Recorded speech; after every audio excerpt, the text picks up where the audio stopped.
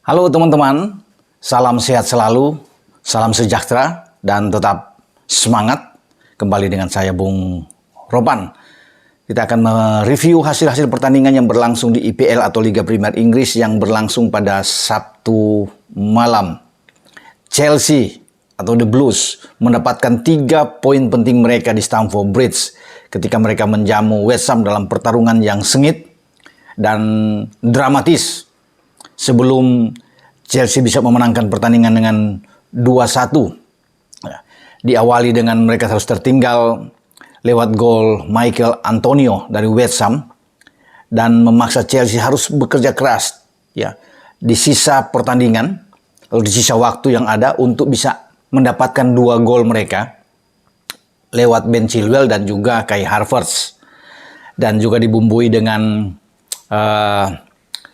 pembatalan gol balasan hanya 1 menit setelah Havertz bisa membuat gol, dan Cornet, pemain West Ham ini, bisa melesatkan tembakan untuk menyamakan kedudukan 2-2, tapi VAR itu menganulir gol dari Cornet ini karena terlebih dahulu ada pelanggaran yang dibuat oleh Jarrod Bowen terhadap penjaga gawang Edouard Mendy seperti yang ada dalam gambar seperti ini, dan itulah yang mendasari peninjauan kembali oleh VAR. Dan wasit akhirnya membatalkan gol dari Cornet karena ada benturan, memang tidak disengaja oleh Jarrod Bowen. Tetapi ketika Mendy masuk, itu kaki kiri Jarrod Bowen itu menghantam mungkin tangan dari Mendy sehingga Mendy tergeletak, dan bola liar tersebut datang ke Cornet dan Cornet bisa melepaskan tembakan. Kalau ini 2-2, ini gagallah The Blues untuk bisa mendapatkan 3 poin krusial mereka yang memang diinginkan oleh Thomas Tuchel dan pasukannya. Untung saja ada VAR di sana yang memang, kalau boleh dalam tanda kutip, menyelamatkan bagi Chelsea untuk tertahan dan mereka bisa mendapatkan 3 poin lawan West Ham. Dan memang kalau melihat dari apa yang terjadi dengan permainan atau skema yang ditampilkan oleh Thomas Tuchel, memang agak lain ya. Kalau saya lihat memang sudah ada Wesley Fofana yang mereka ambil, salah satu back dari Leicester dengan bandrol yang sangat tinggi untuk bermain bersama Koulibaly dan Thiago Silva di belakang. Namun di tengah ini memang saya juga agak terkejut dengan bagaimana ada Kovacic bermain, Loftus-Cheek, Reece James di kanan, kemudian ada Cucurella yang bermain, Conor Gallagher yang ditampilkan lebih awal. Tidak ada nama-nama seperti Jorginho yang ada di bench, itu mungkin akan di babak kedua. Ada Hakim Ziyech, ada Kai Havertz, Azpilicueta juga ada di bench. Banyak pemain-pemain, Ben Chilwell termasuk ada di bench. Dan ini memang disadari oleh Tuchel. Ketika di babak pertama memang sulit mereka bisa melepaskan tembakan on target sehingga dia perlu untuk bisa mengganti pemain. Mungkin dia agak menyadari bahwa ini sulit kalau tidak ada pergantian pemain dengan apa yang dia tampilkan. Memang agak lain dari pakem sebelumnya. Sehingga dia membutuhkan untuk memasukkan Chilwell, Kai Havertz, Jorginho, Armando Broja yang dia tampilkan di sana untuk menghidupkan lagi permainan dari Chelsea. Dia menarik semua pemain, Cucurella, Pulisic ditarik keluar, Loftus-Cheek, Kovacic, Conor Gallagher itu ditarik keluar dari 5 pergantian, dan memang hidup bagi permainan Chelsea. Dan Chelsea mendapatkan itu dengan 2 pergantian 2 pemain yang datang dari bench, Ben Chilwell dan juga dengan Kai Havertz. Dan ini berkontribusi dengan sangat bagus. Gol balasan bagi Chelsea untuk menyamakan kedudukan melawan West Ham itu diawali dengan umpan jarak jauh yang dilakukan oleh Thiago Silva. Dan di sana ada Ben Chilwell yang masuk ke dalam ketika Fabianski masuk, dan dia bisa menyentuh bola untuk bisa mengarahkan ke dalam gawang West Ham, dan ini 1-1. Gol juga bagi Kai Havertz untuk menentukan kemenangan Chelsea itu diawali dengan pergerakan Chilwell dari kiri Chilwell masuk dari kiri, kemudian bisa melepaskan umpan dan disambar oleh Kai Havertz dengan kaki kirinya. Jadi 3 poin ini membawa Chelsea itu naik ke peringkat ke-5 klasemen sementara, sama seperti Brighton. Dan ini bagus buat mereka setelah mereka mendapatkan pukulan kalah dari Soton, dan sebelumnya kalah dari Leeds, sudah 2 kali kalah. Dan ini akan membangkitkan lagi semangat bagi Chelsea, saya pikir, dengan kemenangan ini, karena mereka memang butuh 3 poin ini.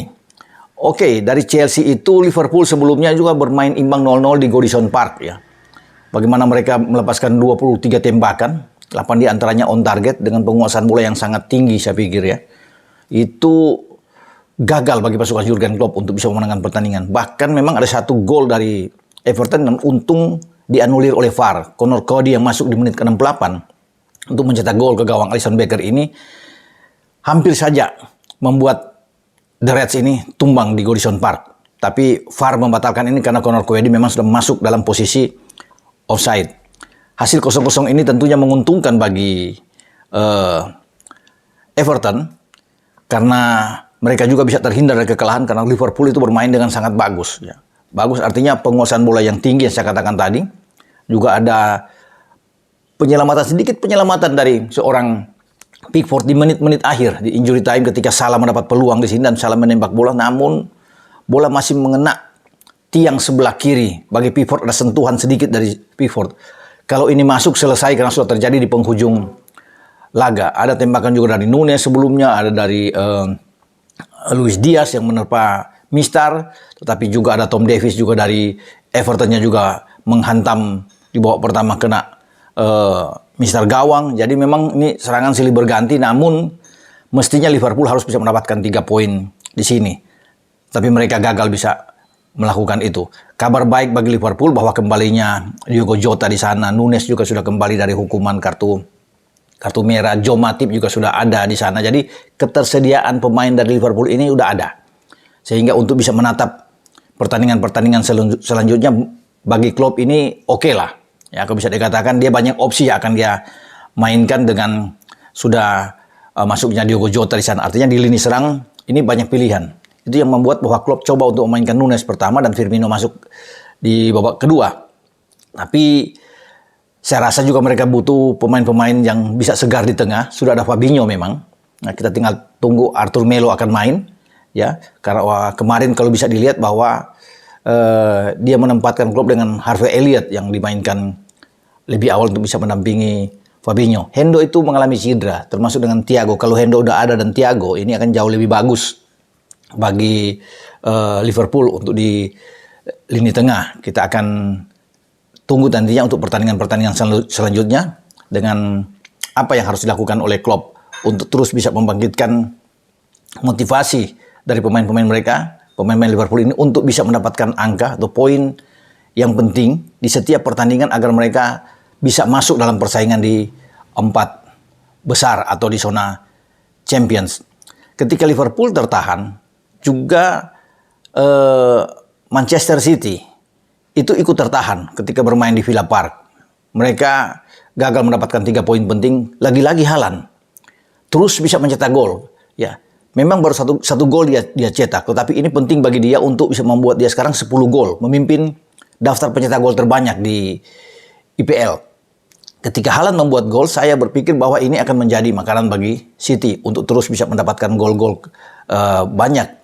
Tetapi perlawanan sengit dilakukan oleh pasukan Steven Gerrard sebelum mereka bisa mendapatkan gol balasan ya dari Leon Bailey di menit 74 kalau tidak salah, dan ini menyamakan kedudukan 1-1. City agak kerepotan memang menghadapi permainan dari tuan rumah, karena tuan rumah juga tidak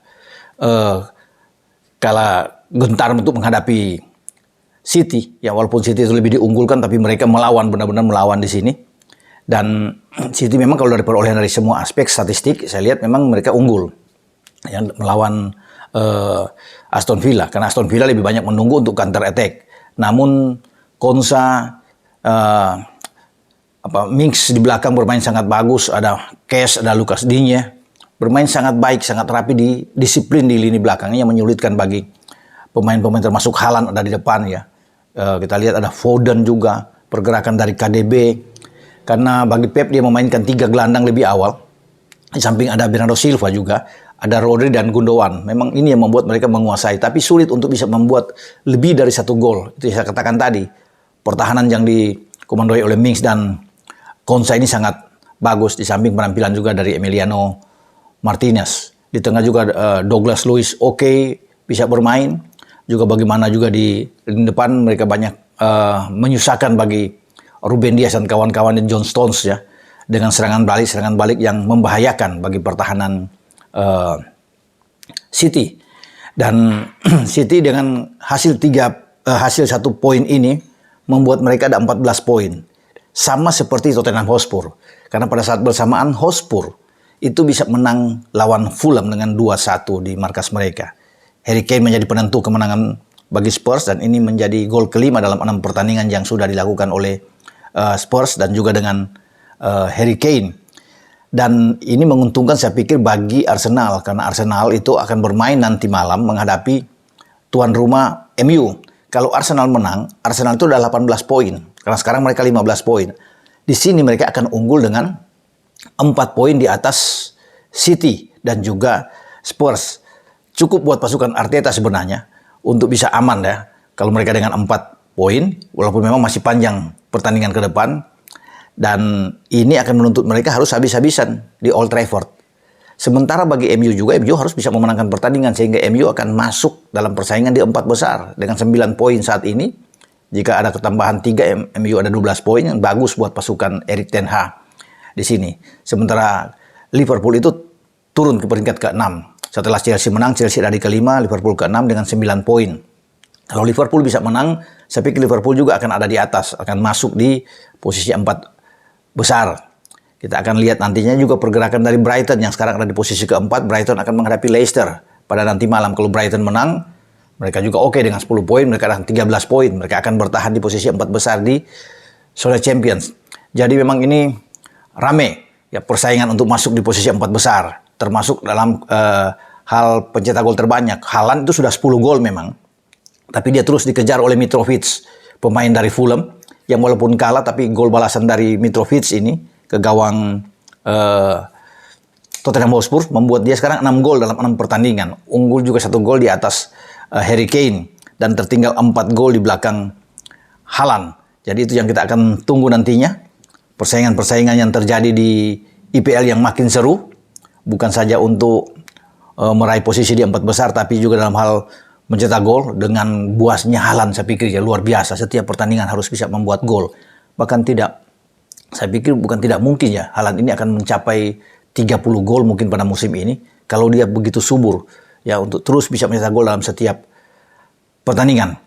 Oke, saya ingatkan kepada teman-teman untuk pertandingan sebentar malam. Jangan lupa Anda menebak skor di antara siapa yang akan menang antara MU dan Arsenal.